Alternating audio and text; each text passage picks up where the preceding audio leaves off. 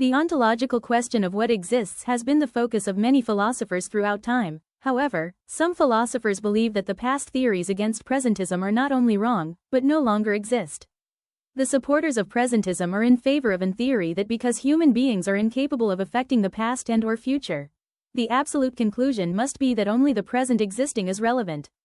There are many issues that need to be evaluated before presentism can be considered true, such as the contradictions set by the special theory of relativity, the rejection of relation to past relatives, and the issues of using variations of paraphrasing for expressing true statements within the view of presentism. However, even when the author Ned Markosian in Chapter 12 of Arguing About Metaphysics addresses that contradictions with STR and presentism, we still have problems in the other two areas mentioned. Presentism is the attitude that only the present exists and that only our current beliefs are relevant. The supporters of this theory believe so deeply that only the present exists, that they also use present beliefs to analyze historical events. The presentists believe that what was in the past did happen, however, all objects and people in the past no longer exist today. The special theory of relativity explains the relationship between time and space. The author, Ned Markosian, in Arguing About Metaphysics, states that the special theory of relativity or STR does not fully object to the idea of presentism because there is not an absolute simultaneity contradiction. Markosian states that to conclude that presentism is false, you must either reject that STR is true or reject the statement that STR states that there is no relation as absolute simultaneity.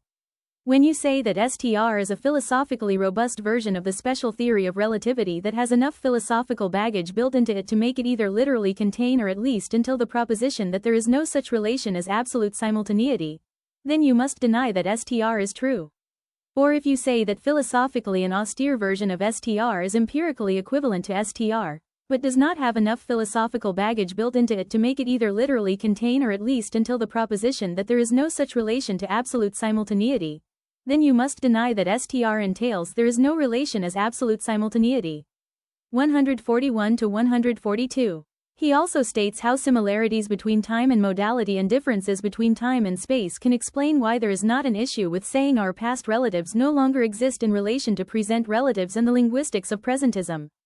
The rejection of either the first premise or the second premise may show flaws within the argument of relativity contradicting STR, however, it does not prove that presentism is true. This just simply proves that the STR does not make presentism impossible. If Markosian's theories can prove the possibility of presentism, then why would it be unfair to say that the alternative eternalist view is just as possible?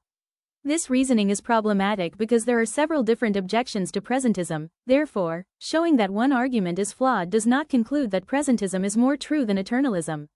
The problem with saying that STR is false is that it would mean that the explanations for things such as light are incorrect. It would result in everything being instantaneous. If changes in electromagnetic fields are instantaneous, then light is not needed and electromagnetic fields do not need to move through waves.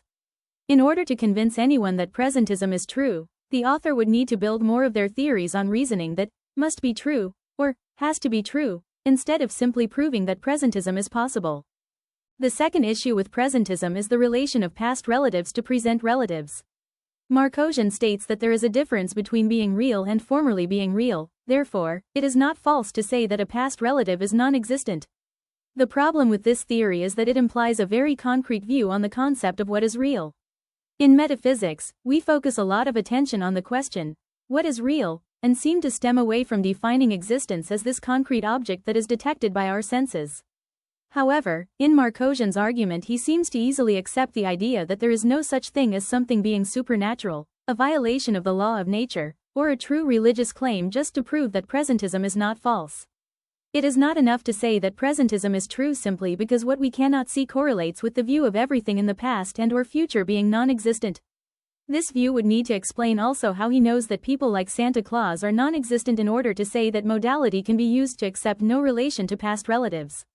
He also states that someone being in spirit is not the same as having a remote spatial location, however, that reasonings is something that could never be consistent from different perspectives.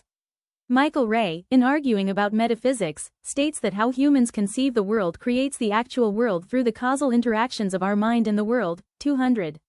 Markosian's argument is built on a false reasoning that leads to a problematic conclusion by overlooking the larger question that needs to be addressed. The difference of the perspective of time and space as well as the similarity of time and modality is insufficient in answering the question, what is real, and therefore cannot prove that presentism is not false. The third issue that arises from the view of presentism is tensed verbs. Ned Markosian states that verbs need tenses and that tensed verbs change the meaning of the sentence to one that contradicts presentism.